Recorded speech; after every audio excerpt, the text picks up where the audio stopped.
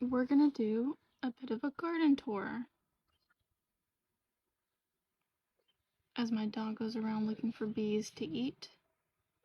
So I have all my peppers and basil in the bed. It always looks so funny because everything looks so tiny, but I promise it's all gonna grow huge. These three are serranos. I like keeping them here at the front because these are the peppers that I eat like every day, so I can just come out here, pick them. I don't even have to put on my boots because I can just walk here in my slippers and pick a serrano. And then that's one guajillo chile, and then these two are purple beauty bell peppers. I have some more basil over there. And then these are all jalapenos, and then we have some more basil. Right here I have a Chinese 5-color pepper and another one in this pot. I'm super happy that I'm actually successfully growing one this year because last year they didn't grow. I don't know, it was just difficult to get them to grow. And then my Thai chili plant is so little, but I mean, I have hope. Over here are my violas. I'm actually getting more and more blooms, which makes me excited. There's one in here. They're so pretty. I can't wait until a substantial amount of them grow. I'm gonna harvest them and then probably press them into tortillas. So I'm really excited for that. My black-eyed Susans are coming along well. I tried to put the taller ones in the back because of the way the sun will go over them.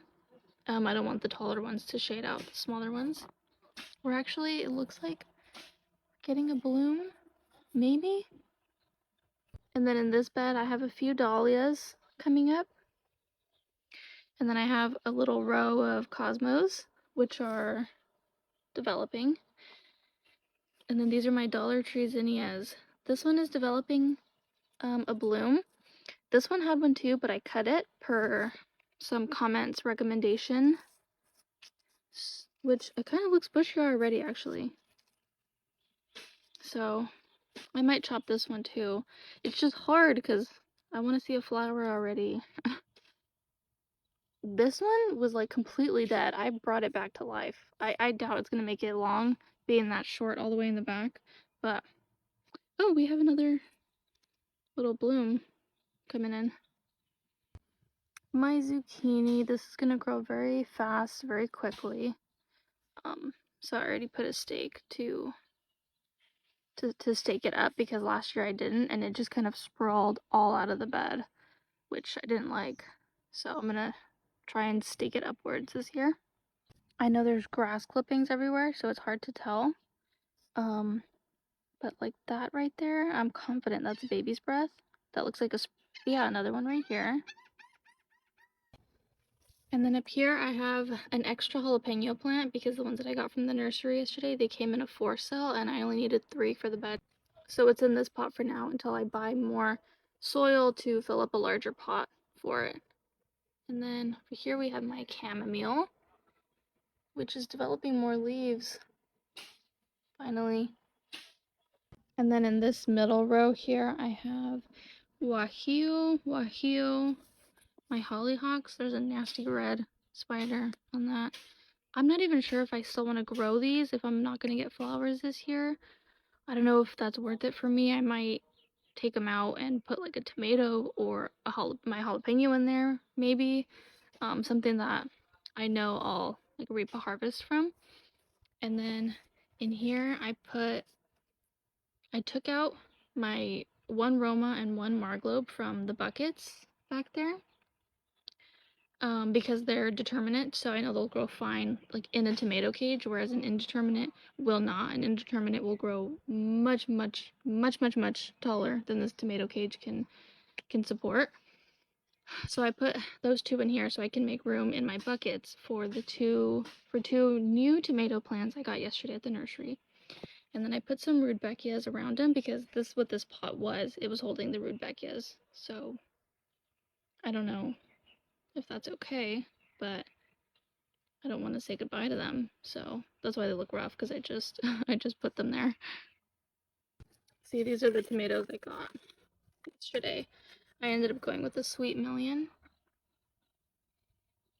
and I only needed 2 of them, so I might give these 2 away on Facebook or something. I have 2 queen violas that have come up. I only need 1 though, so kill that one, keep that one. This is my Black Beauty tomato. I'm so proud of it, given everything it went through with the whole winter sowing dilemma. I'm pretty sure we're already getting flowers too, if you can see. Everything's all wet because it's like 100% humidity this morning. The white Kilimanjaro marigold is looking good. Remember, it was looking all yellow and unhealthy in the jug. Here's the Sweet Million that I just put in here. And then here's my Roma and another Kilimanjaro marigold. I will say my Romas and my Marglobes are so like short and bushy compared to my indeterminates that are more long and like vine-y. If you don't know the difference between indeterminate and determinate, you can see the way mine grow. It's just very like short and bushy. My indigo blue chocolate, I'm kind of nervous because of the way it's growing. Sometimes with indeterminates you just get kind of a mess. Like, is that the main stem? This looks like a sucker maybe. Like, it just kind of gets crazy sometimes. So I feel like this one's gonna be a mess, but that's my indigo. It looks rough because I accidentally took this one out this morning. I meant to take out a Marglobe, but I took this one out, so I had to put it back. Poor thing. I put a second Sweet Million, so I'm really excited to see these cherry tomatoes grow. They're really satisfying in the garden because they just like grow so quickly.